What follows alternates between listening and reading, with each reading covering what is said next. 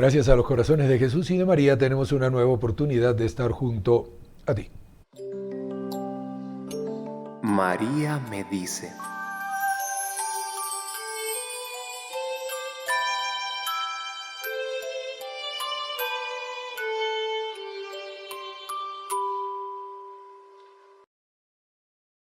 María es la consagrada a Dios por excelencia. Capacidad receptiva de Dios, apertura plena a Dios. Y por ser María así, la fuerza de Dios, es decir, el Espíritu Santo, pudo formar en ella la naturaleza humana de Jesús, es decir, la misteriosa unión de lo divino y lo humano. Ahora viene la pregunta. ¿Somos nosotros consagración a Dios por excelencia? ¿Somos nosotros capacidad receptiva de Dios, apertura plena a Dios? Un saludo cordial a todos los amigos que nos siguen a través de los distintos medios, a través del internet y nuestros canales en YouTube, NSTV Radio, NSTV Perú, también para aquellos que lo hacen a través del Facebook, NSE Radio y NSE TV, son los dos Face que tenemos, el hashtag lo tienes debajo de la mosca, es NSE junto a ti. Bienvenido también a los amigos que nos escuchan a través de los 1180 en la ciudad de Lima, 590 en la ciudad de Arequipa, 720 en la ciudad de Cusco, y también aquellos que nos ven, nos siguen a través del canal 27 UHF, tanto en la ciudad imperial como en la ciudad blanca, y allí en la ciudad blanca también a los que nos siguen a través de Cable Amigo. Bienvenidos a todos, agradecemos la asistencia técnica de María Jesús Guarcaya. Este es un programa pregrabado y en este espacio hoy les estaremos acompañando la hermana Eulalia da Silva y quien les habla, Randy Brunello. Hermana, bienvenida una vez más, gracias por aceptar la invitación. Yo me saqué los lentes porque para leer no necesito lentes, solo necesito lentes para ver de lejos y estaba ahí con el conflicto, ¿qué hago? ¿Cómo hago para ver? Mejor me lo saco. Mejor, ciertamente. Bienvenida y nos trae otra de sus historias. Sí, una muy bonita. Esta es una muy buena. Nos vamos a la mitología griega. ¿Qué le parece? Pero ¿cómo? Esto no es un programa católico. ¿Qué es lo que están haciendo? Pero vamos a sacar la enseñanza. Fíjense, hay enseñanzas, y iba a decir, son tan viejas como el hombre. ¿Sí o no? Sí. Y hay cosas que han sido siempre sentido común. Pero el problema está que últimamente el sentido común es el menos común de los sentidos. Es así. Estamos perdiendo el sentido común. Sí, incluso fíjense que es que es la inteligencia propia del hombre. Dios realmente no creó las religiones. El hombre por el dar vueltas a su mente, ideas que como que quieren decir, bueno, a ver, ¿no habrá otra cosa fuera de Dios? Y entonces empieza a inventarse ritos, personas, dioses, demonios, espíritus. Y entonces, claro, es lo que se ha ido formando, lo que ahora conocemos como religiones, la mitología, eran fantasías de los griegos, pero que en realidad llegan a tener como ese fondo, ese deseo que tiene el hombre, pues, y para eso lo creó Dios, para disfrutar con Dios del cielo, ¿no? Pero al pecar, pues, a la tierra, a sufrir un poco, a pasar la prueba, a ver si realmente quieres esa vida eterna, y entonces, claro, el hombre mientras vive aquí, pues toda esa ilusión, todo ese afán, lo va poniendo en cosas que él mismo quiere crear, ¿no? Y fijémonos que la mitología griega surge justamente a raíz de tratar de explicar todas estas situaciones que se dan en la naturaleza, situaciones que se dan en la vida. Uno ve el mal y dice, el mal existe, ¿cuál es la causa? ¿Dónde está el origen?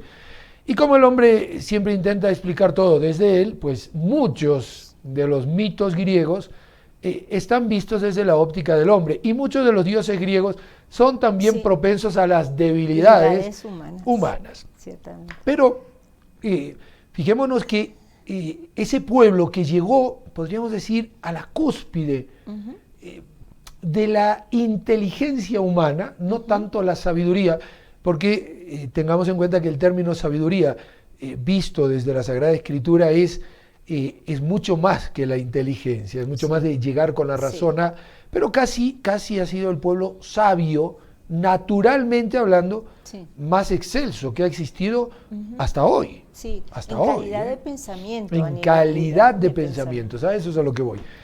Pues dice San Pablo que a pesar de eso, como con todo eso no lograron ver en las criaturas a Dios, sino que se quedaron en las criaturas, Dios los entregó a sus pasiones. Exactamente, lamentablemente. Lamentable. Porque se pusieron ellos como centro. Pero en fin, esa calidad de pensamiento de los griegos pues siempre tuvo como enseñanzas, ¿no? Como situaciones en las que ellos ponían a los dioses y sacaban una conclusión, que luego se fue deteriorando lamentablemente. Ahí está. Pues vamos ahora a una de esas enseñanzas. Cuando Hércules era un joven de delicado rostro, que tenía la vida por delante, salió una mañana para cumplir con un encargo de su padrastro. Pero su corazón estaba lleno de amargos pensamientos y renegaba porque otros, que no eran mejor que él, llevaban una vida cómoda y placentera, mientras que su vida estaba cargada de trabajo y dolor. Mientras pensaba esto, llegó a un lugar donde cruzaban dos caminos. Fijémonos que esto incluso ha seguido esta realidad de los caminos y las decisiones, y los dos caminos, las dos banderas, San Ignacio de Loyola, los dos caminos de nuestro Señor Jesucristo. Llegó a dos caminos y se detuvo sin saber cuál tomar. El primer camino, el de la derecha, era un camino accidentado, un camino tosco.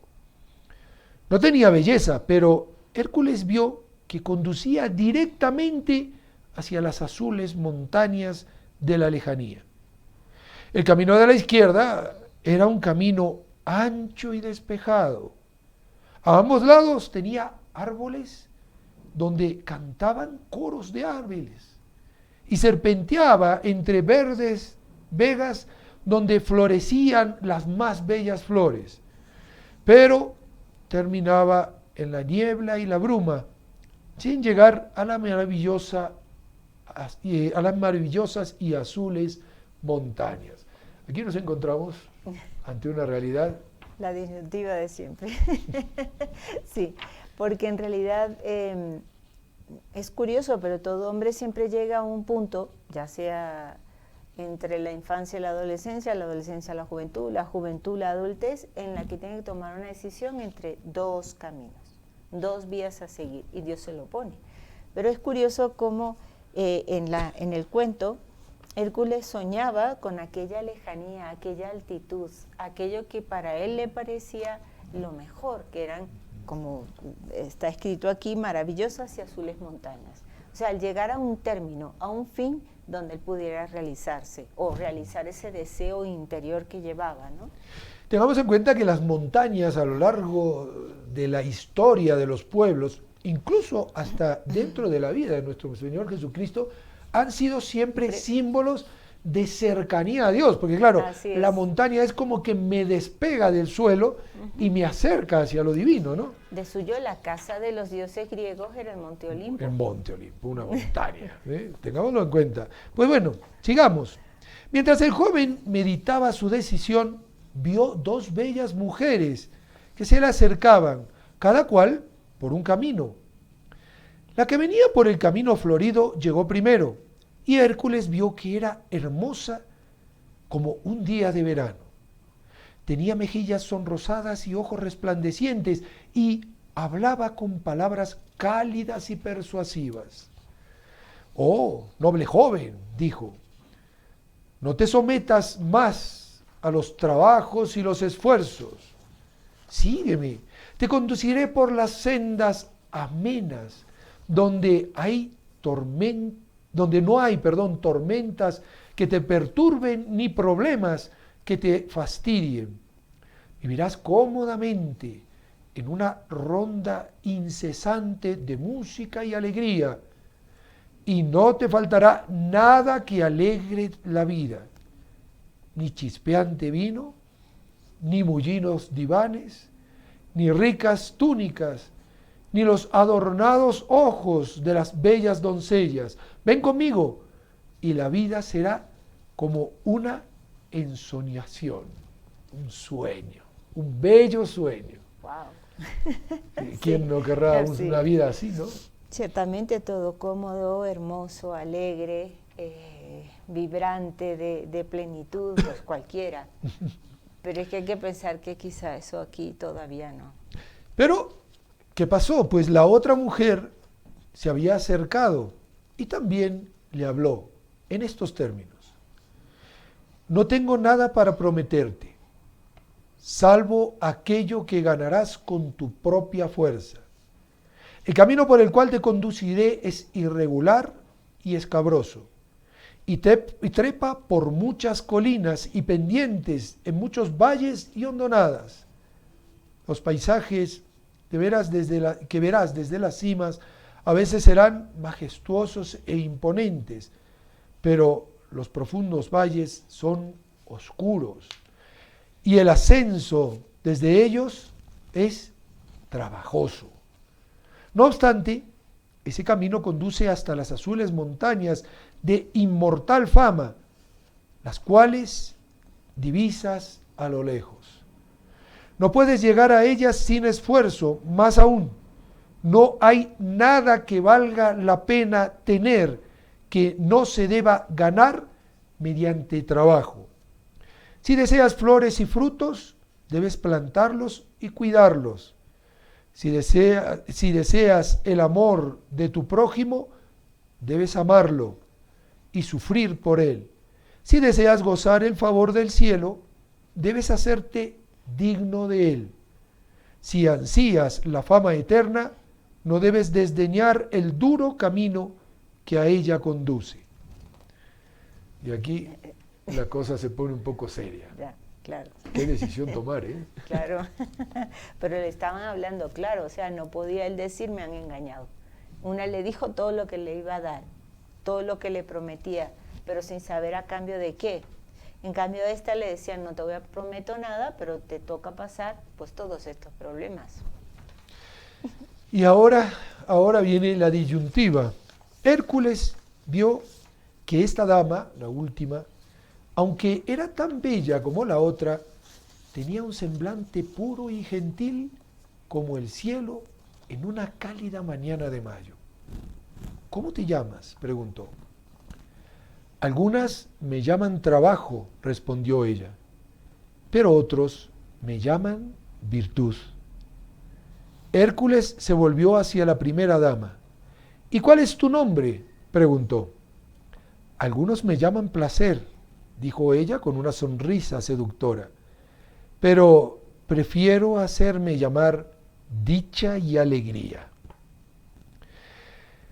Virtud, dijo Hércules, te escojo como guía. Mío será el camino del trabajo y del esfuerzo, y mi corazón ya no albergará amargura ni descontento. Y apoyó su mano en la mano de Virtud, y entró con ella en el recto y temible camino hacia las bellas montañas azules del lejano horizonte. Tremenda realidad. Escogió el mejor camino. Aunque, claro, lo que le presentaron pues no era lo mejor, ¿no? De Texas hacia abajo, es decir, de miras humanas, pues vaya, no era muy bueno. Le dijeron que iba a ser un camino tortuoso, escabroso, con subidas difíciles, con barrancos, con valles oscuros y ascensos profundos. trabajosos, sí. O sea, yo digo, bueno, pero a él vio que allí había verdad. Y es que la clave está en el primer párrafo de esta historia, que es lo que hemos leído, que él estaba un poco amargado porque su padrastro, bueno, en la mitología griega, Hércules es hijo de Zeus con otra que no era su esposa. Pero bueno, lo tenían como era Hércules el fuerte, hacía todos los trabajos pesados en casa de los dioses.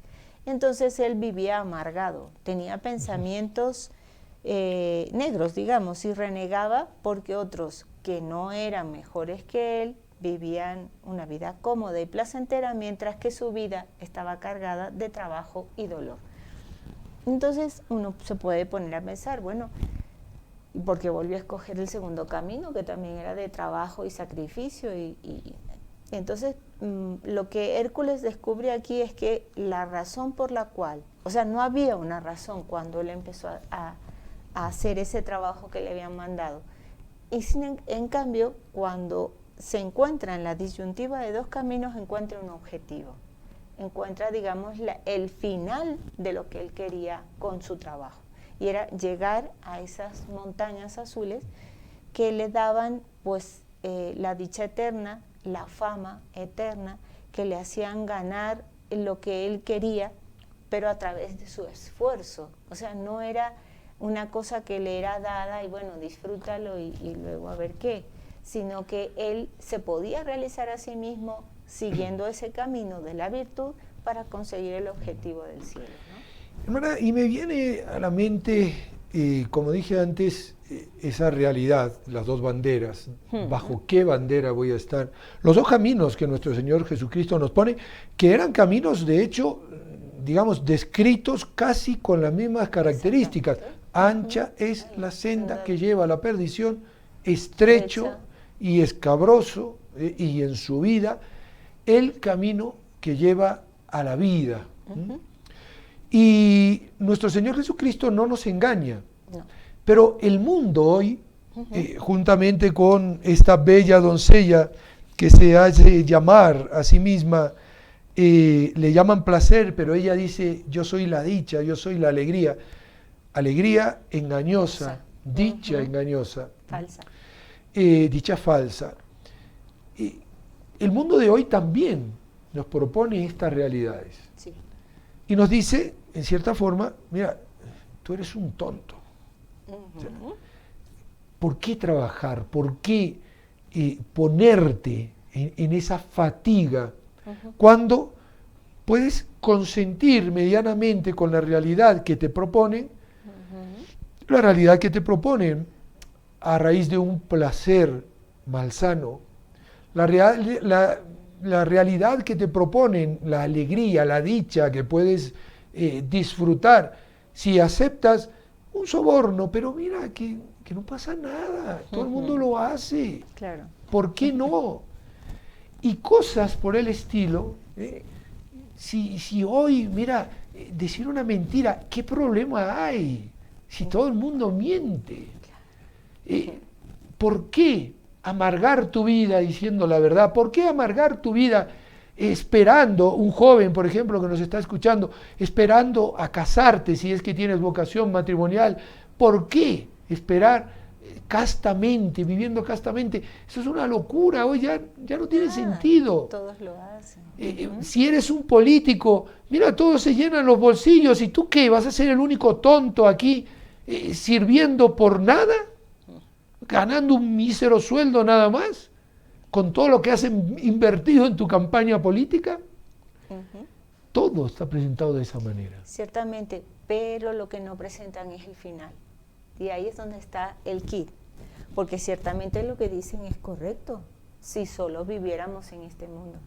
Si todo acabara en este mundo, oiga, vamos a ser un poco dichosos, ¿no? Comamos y bebamos, mañana moriremos. Así es, pero es que no acaba en este mundo. Con lo cual, si yo me dedico a esa vida placentera, ancha, de una vida en que me va hundiendo en mi propia debilidad y en mi propia, digamos, poquedad, porque el pecado lo que hace es destruir a la persona, denigrar a la persona, bajarlo de su dignidad de hijo de Dios. Si yo me dejo guiar de eso, pues acabaré en el sufrimiento eterno, que es lo que nunca pensamos y lo que nunca nos dicen. Y es verdad que otros hacen esto, se llenan los bolsillos, no les pasa nada, pero al final disfrutan del sufrimiento, digamos, en plenitud y eternamente. En cambio, el que aquí se propone llevar una vida más austera, más recta, como Dios quiere, luego gozará de ese placer y esa dicha verdadera en el otro mundo, que es a lo que vamos. Si no, de verdad seríamos tontos, ¿no? Como dice San Pablo, vana sería nuestra fe si Cristo no hubiera resucitado y si no esperáramos otra vida, porque ¿cuál sería el sentido? ¿Podría decirse que el camino de Hércules tiene un sentido en cuanto a su decisión? Sí. O sea, teniendo en cuenta cuál era el final de su objetivo. Exactamente. Pero no me lo diga del todo. Vamos a hacer una pausa y enseguida retornamos. No se vayan, estamos junto a ti.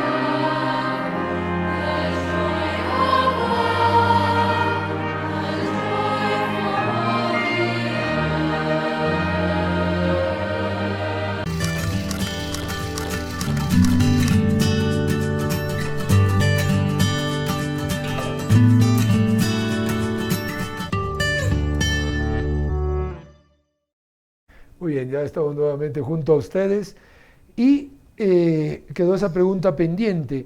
Es decir, la decisión, en definitiva, del camino que voy a tomar, ¿tiene sentido hacia el fin que estoy esperando? Exactamente, es que si no, como que al final no nos realizamos, ¿no? Porque Dios tiene, lo importante es que nosotros conozcamos el plan que Dios tiene para nosotros. Dios tiene siempre un plan, uno para usted, uno para mí, para todos los que nos oyen. Y si en caso de que no demos con ese plan correctamente como Dios quiere, Él hace un plan B, pero ya no es lo mismo. Entonces, lo importante es que nosotros veamos, para podernos realizar, cuál es ese plan que Dios tiene de mí. Y según eso, yo voy siguiendo ese camino que Dios me pone, que siempre será, pues eso, trabajoso, difícil, pero no imposible, y me va a llevar a la vida eterna. Ahora, yo me pregunto, y me imagino que algunos de los que nos están escuchando allí también se lo preguntará, ¿y por qué tiene que ser trabajoso y difícil? Sí, vamos a ver, ¿Dios no quiere que todo el mundo se salve? ¿Eso no es una verdad de fe? Sí. Muy bien, Dios quiere que todo el mundo se salve, pero pone las cosas de tal manera que luego es difícil salvarse. Entonces uno se pone y se pregunta, ¿no? O sea, ¿Dios quiere que todo el mundo se salve? Sí. Y entonces, ¿por qué pone las cosas tan complicadas para que nos salvemos? ¿No sería mucho más sencillo decir, mira, el placer es lo mejor y tú disfruta, goza y vas a terminar en el cielo? ¿Por qué ese empeño de poner las cosas difíciles? Por una razón muy sencilla, porque hemos pecado. Eso es todo. Si Adán y Eva no hubieran pecado, nosotros no tendríamos esa tendencia hacia lo malo. Por ejemplo, le pongo un caso, un nene pequeño. Qué bueno es un dulce, ¿no? Si yo le doy un poquito, después de la comida, a la hora que lo tiene que tomar, le va fenomenal a la salud. Muy bien. Pero si yo le doy un dulce fuera de horas y le sigo dando todo lo que él quiere, lo que va a coger es un empacho, se va a poner malo, habrá que llevarlo al hospital, a hacer un lavado de estómago y el pobrecito va a estar peor que si no hubiera comido absolutamente nada. Eso es lo que Dios hace con nosotros. ¿Qué sucede? Que cuando Dios nos dice, mira, el placer, perfecto, pero en el matrimonio, ¿ya? Me va mejor a la salud, estoy realizado, soy feliz, tengo un verdadero placer dentro del recto orden. Pero si lo hago fuera, con cualquiera, ¿qué pasa? Que terminaré en el hospital con SIDA. Aparte de eso, lo que Dios quiere hacerme ver es que el desorden en mi vida no lo puedo controlar yo, ya le tengo que pedir ayuda. ¿Y qué más facilidades pone Dios que la ayuda que Él mismo da?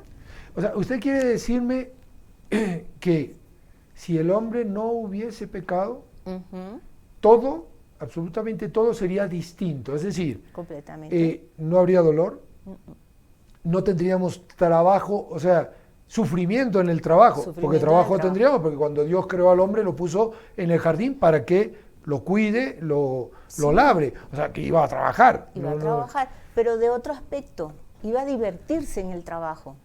O sea que quiere decir que si el trabajo hoy es fatigoso, es culpa del pecado. Ciertamente. Que si hoy tenemos que, digamos, pasar dificultades en la vida, es culpa del pecado. Sí. No es culpa de Dios. No. Lo mismo en las enfermedades. No hubiéramos contraído enfermedades. Si no hubiera habido pecado. Exactamente. Es decir, sin pecado no hubiera habido hospitales. Exactamente. Sin pecado no hubiera habido cárceles. Exacto. Uy, por supuesto. ¿Se dan cuenta? Ese es el punto cumbre que a veces se nos olvida.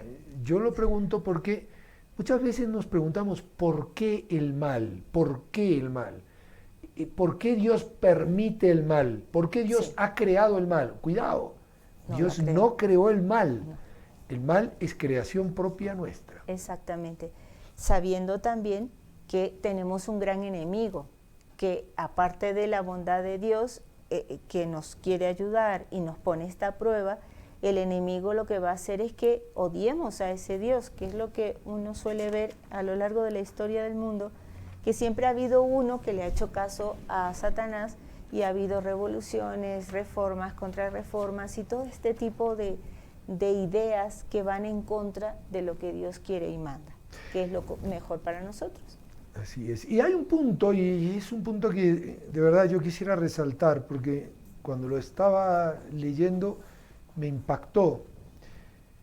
Dice, si deseas frutos, debes plantarlos y cuidarlos. Si deseas amor de tu prójimo, debes amarlo y sufrir por él primero, ¿se entiende, no? Uh-huh. Si deseas gozar el favor del cielo, debes hacerte digno de él.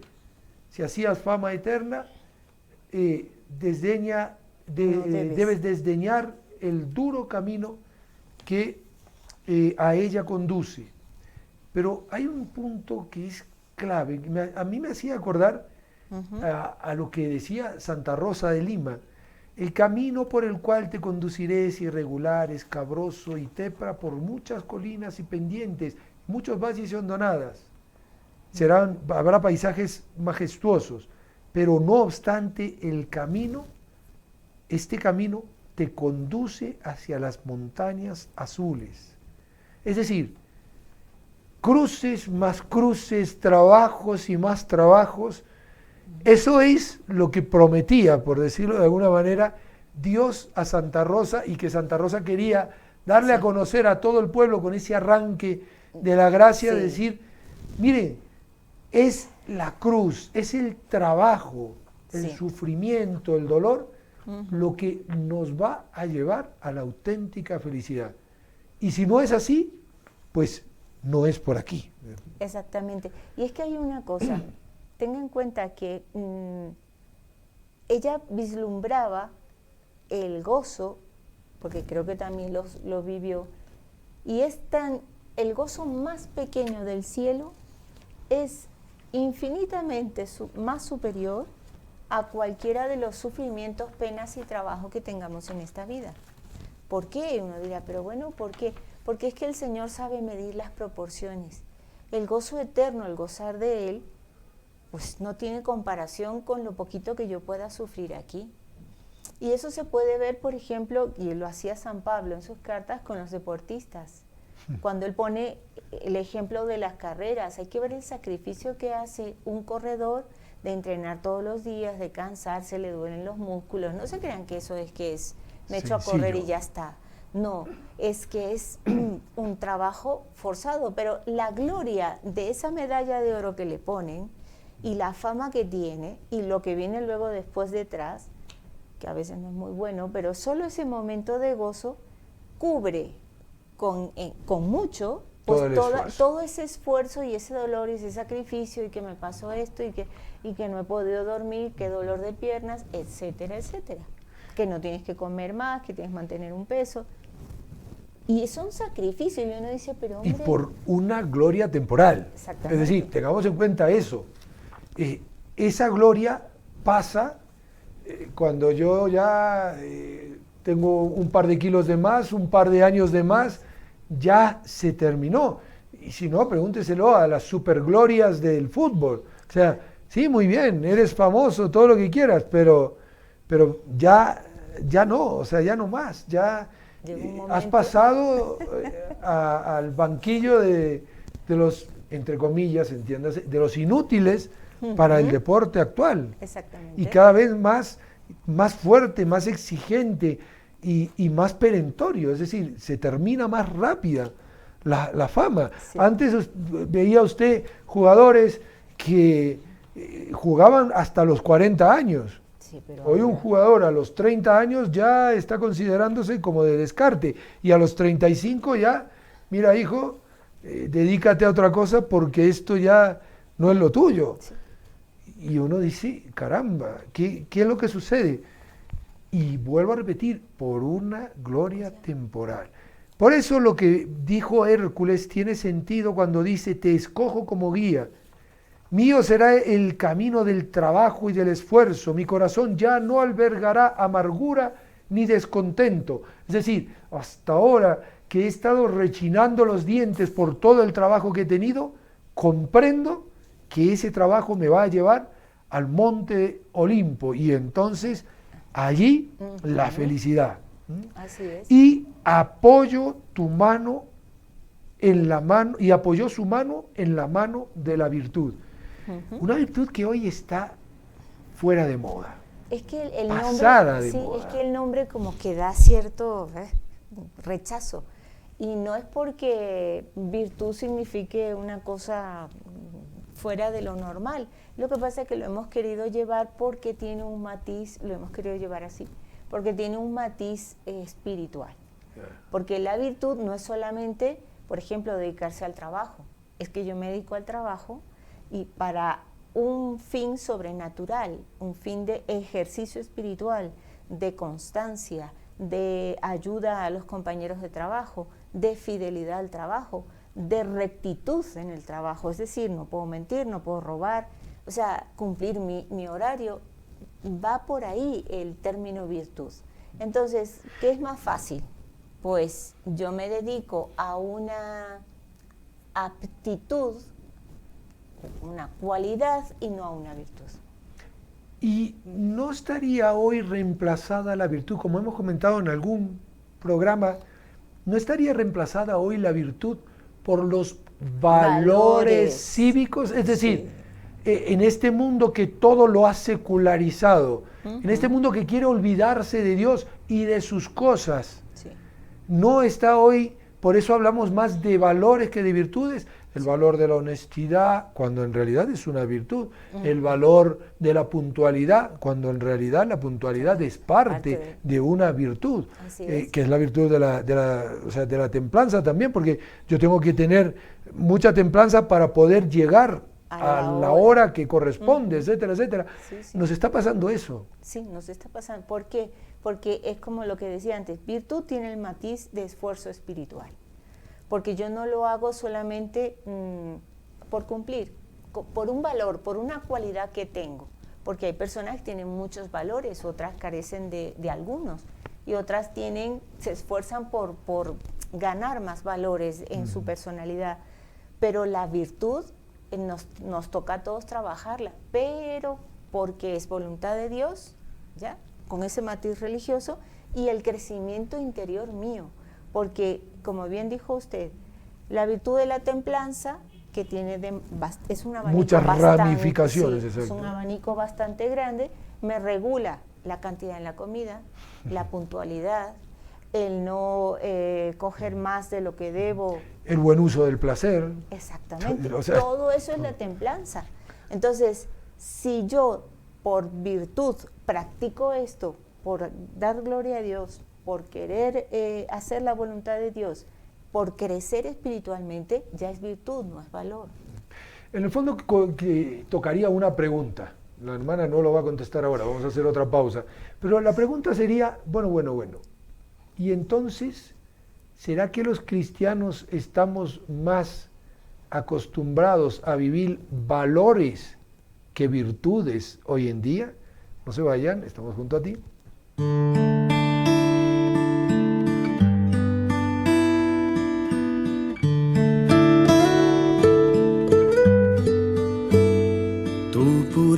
Al timón de mi vida, transparencia virginal, que tus manos escondan las mías bajo tu manto celestial.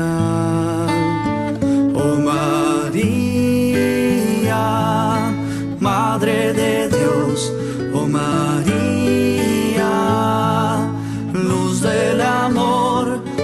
te llamo, escucha mi voz. De tus manos,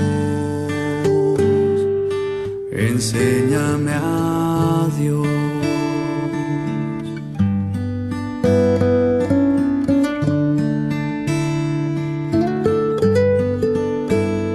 Tu pureza al timón de mi vida, transparencia virginal, que tus manos escondan las mías bajo tu manto celestial.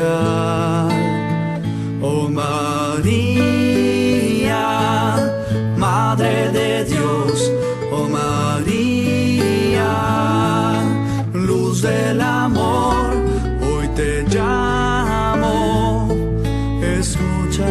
mi voz.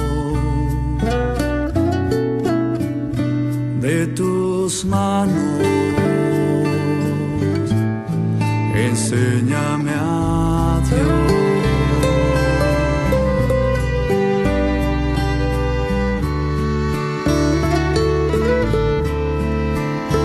De tus manos, enséñame a Dios. Oh María, Madre de Dios, oh María, luz del amor, hoy te llamo, escucha mi voz. De tus manos, enséñame a Dios.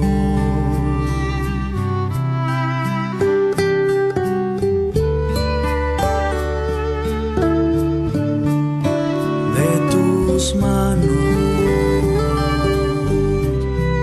enséñame a Dios.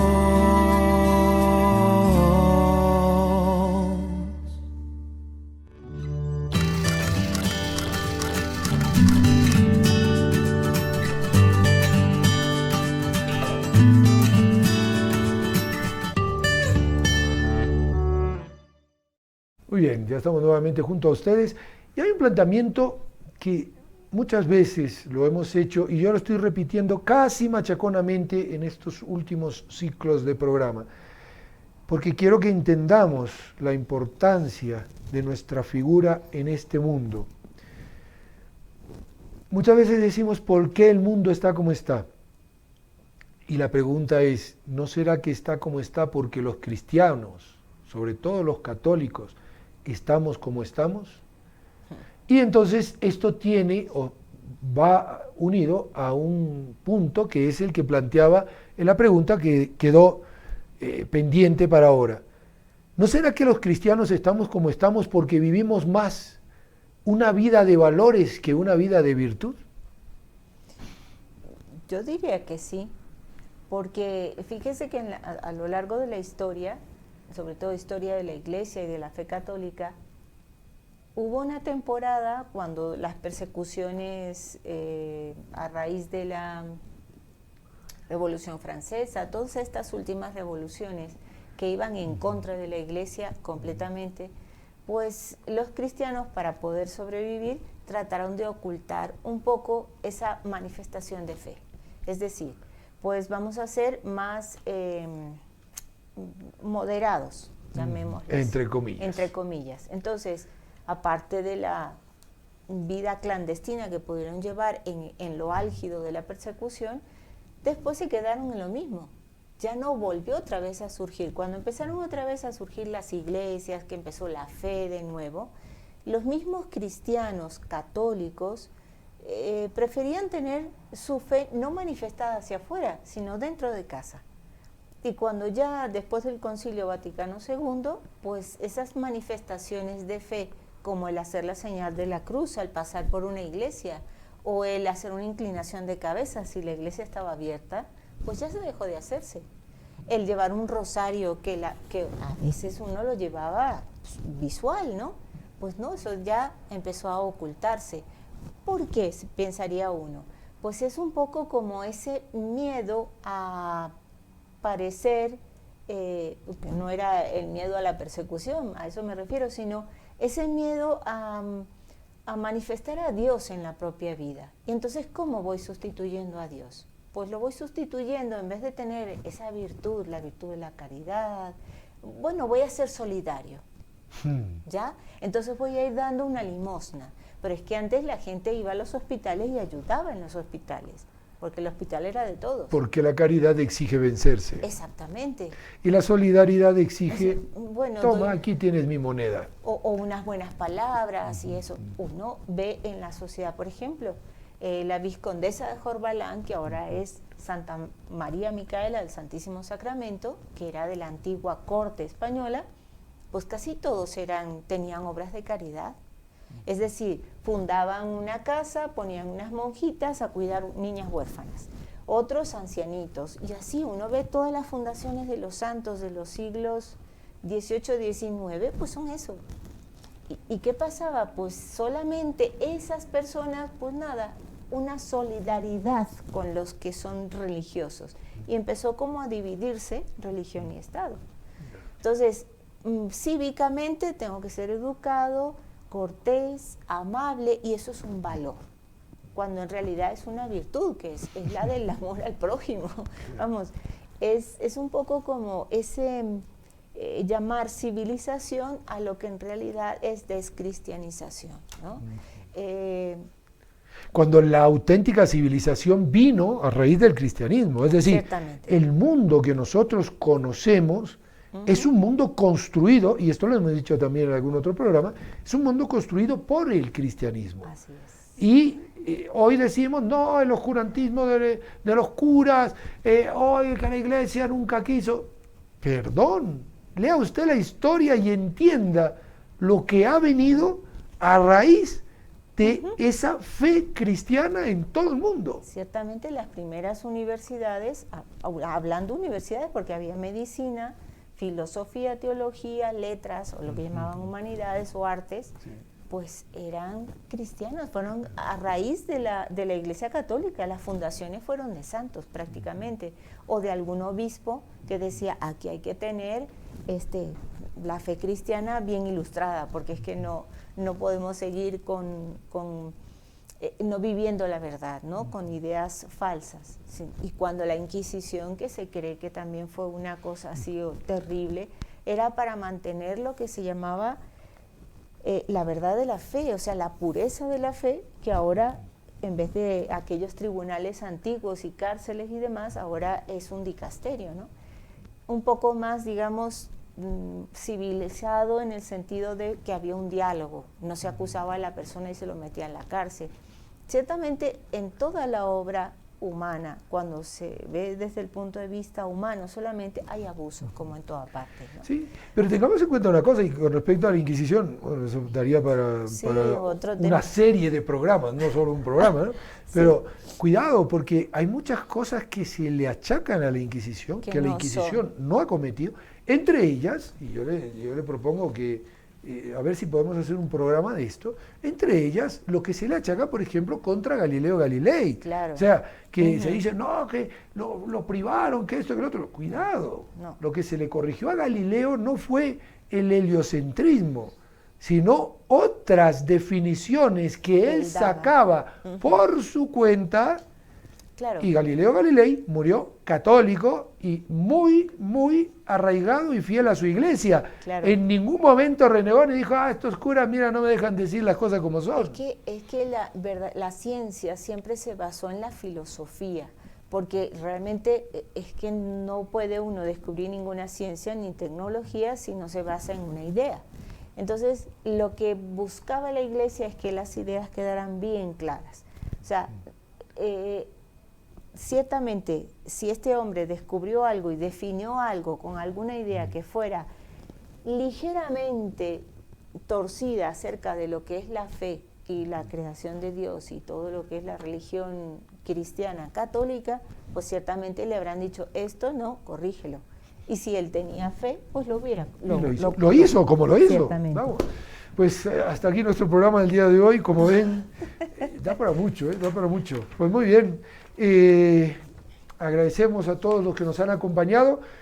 Vamos a rezar ahora por las intenciones que cada uno de ustedes tiene en su corazón. Como es un programa pregrabado, no tenemos reporte de sintonía, pero sabemos que están ahí, sabemos que tienen sus intenciones, sabemos que la Santísima Virgen lo sabe, las conoce, pues a ella le pedimos y le decimos que haga de cada una de ellas lo mejor para cada uno de ustedes. Por eso le decimos. María, Madre mía, por el poder que te concedió el Padre, líbranos de caer en pecado. Dios te salve María, llena eres de gracia, el Señor es contigo. Bendita tú eres entre todas las mujeres y bendito es el fruto de tu vientre, Jesús. Santa María, Madre de Dios, ruega por nosotros pecadores, ahora y en la hora de nuestra muerte. Amén. María, Madre mía, por la sabiduría que te concedió el Hijo, líbranos de caer en pecado. Dios te salve María, llena eres de gracia, el Señor es contigo. Bendita tú eres entre todas las mujeres y bendito es el fruto de tu vientre Jesús. Santa María, Madre de Dios, ruega por nosotros pecadores, ahora y en la hora de nuestra muerte. Amén. María, Madre mía, por el amor que te concedió el Espíritu Santo, líbranos de caer en pecado. Dios te salve María, llena eres de gracia, el Señor es contigo, bendita tú eres entre todas las mujeres y bendito es el fruto de tu vientre Jesús. Santa María, Madre de Dios, ruega por nosotros pecadores, ahora y en la hora de nuestra muerte. Amén. Ave María Purísima. Sin pecado concebida. Hermana, gracias por habernos acompañado. Con mucho gusto. Y a todos ustedes le damos las gracias nuevamente, le agradecemos también a María Jesús, el que haya hecho posible que este programa llegue a sus hogares. No se olviden, necesitamos de tu ayuda. ¿Cómo vamos a seguir si la providencia no actúa a través de tu corazón? Así los corazones de Jesús y de María van a poder seguir estando junto a ti.